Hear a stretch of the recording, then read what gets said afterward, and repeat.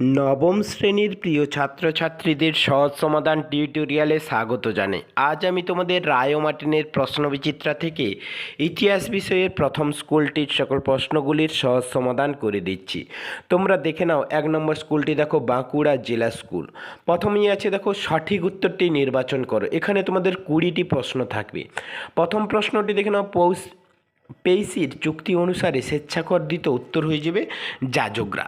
2 নম্বর প্রশ্নটি দেখে নাও, মানুষ স্বাধীন সত্তা নিয়ে জন্মায় কিন্তু সর্বত্রই সে শৃঙ্খলে আবদ্ধ। উক্তিটি কার? উত্তর হয়ে যাবে রুশোর। 3 নম্বর প্রশ্নটি দেখে নাও, স্টেটস জেনারেলের অধিবেশনে আহ্বান করেন। উত্তর হয়ে যাবে সরোসরুই। 4 নম্বর প্রশ্নটি দেখে নাও, পাদুয়ার ঘোষণা জারি করেন। উত্তর হয়ে যাবে 6 জুলাই 1791 খ্রিস্টাব্দে। 5 নম্বর প্রশ্নটি দেখে নাও, ওয়ার অ্যান্ড পিস উপন্যাসটির লেখক হলেন। উত্তর হয়ে যাবে টলস্টয়। এর পরের প্রশ্নটি দেখে নাও, কোড নেপোলিয়ন রচনা করেন। উত্তর হয়ে যাবে 4 জন। 7 নম্বর প্রশ্নটি দেখে নাও, টিলসিটের সন্ধি স্বাক্ষরিত হয়েছিল। উত্তর হয়ে যাবে 1807 খ্রিস্টাব্দে। পরের প্রশ্নটি দেখে নাও, চতুর্থ শক্তিজোট গঠিত হয়। উত্তর হয়ে যাবে 1713 খ্রিস্টাব্দে। পরের প্রশ্নটি দেখে নাও, লুডাই দাঙ্গার নেতৃত্ব দেন। উত্তর হয়ে যাবে নেড লুট। 10 নম্বর প্রশ্নটি দেখে নাও, সম্পত্তির রাষ্ট্রীকরণকে বলে। উত্তর হয়ে যাবে সাম্যবাদ। 11 নম্বর প্রশ্নটি দেখে নাও, কনসার্ট অফ ইউরোপ স্থায়ী হয়েছিল। উত্তর হয়ে যাবে 20 বছর। এর পরের প্রশ্নটি তোমরা দেখো, প্রথম রেলপথ স্থাপিত হয় কোন দেশে? উত্তর হয়ে যাবে ইংল্যান্ডে। পরের প্রশ্নটি দেখে নাও, রাশিয়া লিগ অব নেশনের ইস্তফা দেন। উত্তর হয়ে যাবে 1939 খ্রিস্টাব্দে। পরের প্রশ্নটি দেখে নাও, কোন দেশ লেন্ট লিজ অ্যাক্ট অনুসারে যুদ্ধাস্ত্র সরবরাহ করেছিল? উত্তর হয়ে যাবে আমেরিকা যুক্তরাষ্ট্র। পরের প্রশ্নটি দেখো, ডি ডে পালিত হয়। উত্তর হয়ে যাবে 1944 খ্রিস্টাব্দের 6 জুন। পরের প্রশ্নটি দেখে নাও, দ্বিতীয় বিশ্বযুদ্ধের সময় মার্কিন রাষ্ট্রপতি কে ছিলেন? উত্তর হয়ে যাবে ফ্র্যাঙ্কলিন ডিলেনো রুজভেল্ট। পরের প্রশ্নটি দেখো, লিগ অব নেশনের সদর কার্যালয় অবস্থিত। উত্তর হয়ে যাবে জেনেভা। এর পরের প্রশ্নটি দেখো, লিগ অব নেশনের প্রথম মহাসচিব কে ছিলেন? উত্তর হয়ে যাবে এরিক ড্রুমন্ড। পরের প্রশ্নটি দেখে নাও, সম্মিলিত জাতিপুঞ্জ প্রতিষ্ঠার প্রথম ধাপ হলো। উত্তর হয়ে যাবে আটলান্টিক চার্টার। এর পরের প্রশ্নটি দেখে নাও, জাতিপুঞ্জের নিরাপত্তা পরিষদের স্থায়ী সদস্য সংখ্যা। উত্তর হয়ে যাবে 5টি। এরপরেই দুয়ে আছে দেখো, নিচের প্রশ্নগুলি উত্তর দাও। প্রথম এর দাগে দেখো 2-1 কথা উত্তর দাও। প্রথম প্রশ্নটি দেখো, দ্য রাইটস অফ ওমেন কে রচনা করেছিলেন? উত্তর হয়ে যাবে অলিম্পে দা গুচ। পরের প্রশ্নটি দেখে নাও, নেপোলিয়নকে দ্বিতীয় জাস্টিনিয়ান বলে কেন? উত্তর হয়ে যাবে জাস্টিনিয়ানের মতো আইন সংহিতা রচনা করেন বলে। এর পরের প্রশ্নটি দেখে নাও, ক্রুগার টেলিগ্রাম কাকে বলে? উত্তরটি দেখে নাও, জার্মান সম্রাট কাইজার দ্বিতীয় উইলিয়াম ট্রান্সভালে হিরে ও সোনার খনি ইংরেজ আগ্রাসন থেকে রক্ষা করার জন্য পল ক্রুগার টেলিগ্রাম মারফত অভিবাদন জানান, যা ক্রুগার টেলিগ্রাম নামে পরিচিত।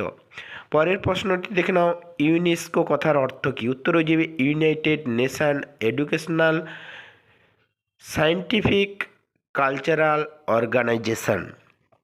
এরপরে দেখো, সত্য মিথ্যা নির্বাচন করো। প্রথম প্রশ্নটি দেখো, ফ্রান্সের রাজার ঐশ্বরিক মতবাদের বিশ্বাসী ছিলেন।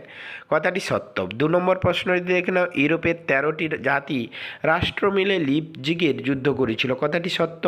3 নম্বর প্রশ্নটি দেখে নাও, শিল্প বিপ্লব ঔপনিবেশিক সাম্রাজ্য বিস্তারের কারণে প্রথম বিশ্বযুদ্ধ হয়েছিল। কথাটি সত্য। 4 নম্বর প্রশ্নটি দেখে নাও, সম্মিলিত জাতিপুঞ্জের স্থায়ী সদস্য ছাড়া আর অন্য কেউ ভেটো ক্ষমতা প্রয়োগ করতে পারে না। কথাটি সত্য।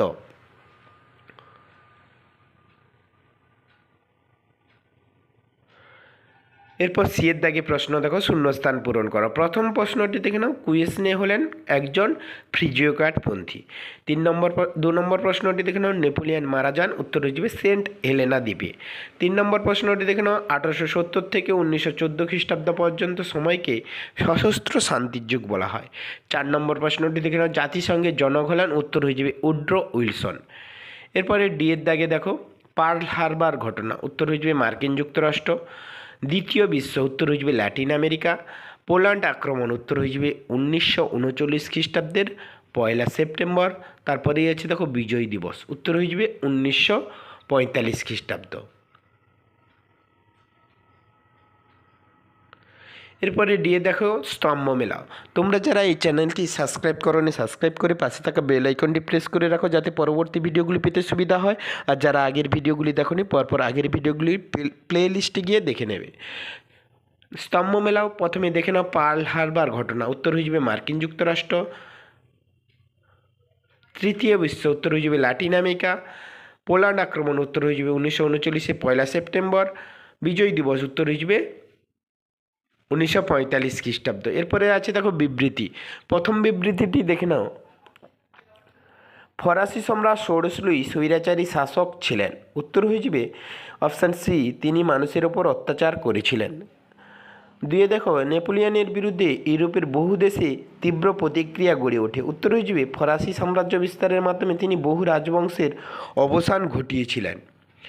তিনে দেখো শিল্প বিপ্লবের জন্য প্রথম বিশ্বযুদ্ধ অনিবার্য হয়ে ওঠে, উত্তর হয়ে যাবে অপশান সি, শিল্পের প্রয়োজনীয় কাঁচামাল সংগ্রহ, শিল্পজাত পণ্য বিক্রির ঔপনিবেশিক বাজার দখলের লড়াই শুরু হয়েছিল। এরপরে বিবৃতি দেখো জাতিসংঘের চেয়ে জাতিপুঞ্জ অনেক বেশি শক্তিশালী, উত্তর হয়ে যাবে অপশান সি, কারণ জাতিসংঘের চেয়ে জাতিপুঞ্জের অনেক বেশি সদস্য রাষ্ট্র রয়েছে। ধন্যবাদ সবাইকে। তোমরা যারা এই চ্যানেলটি সাবস্ক্রাইব করোনি সাবস্ক্রাইব করে পাশে থাকা বেল আইকনটি প্রেস করে রাখো, যাতে পরবর্তী ভিডিওগুলি পেতে সুবিধা হয়। ধন্যবাদ।